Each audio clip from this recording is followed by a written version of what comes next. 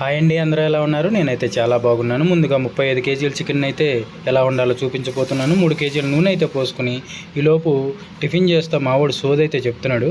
సన్నగా తరిగి పెట్టుకున్న ఉల్లిపాయ, పచ్చిమిర్చి వేసుకోవాలండి. ఇవి గోల్డ్ కలర్ వచ్చిందాకా వేపుకోవాలి.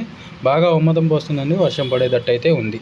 ఇలా గోల్డ్ కలర్ వచ్చిన తర్వాత శుభ్రంగా కడిగి పెట్టుకున్న చికెన్ పీసులను అయితే వేసుకోవాలి. ఇది 35 కేజీలు. నీసు వాటర్ అనేది అందులో పడకూడదండి, పడితే అంత టేస్ట్ అయితే రాదు.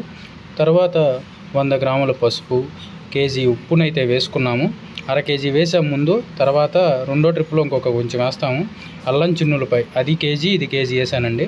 చక్కగా నీరు దిగిన దాకా అట్లా ఉడకపెట్టుకొని తర్వాత 2 రకాల కారాలు అయితే వేస్తాం కదా, వేసేసాం.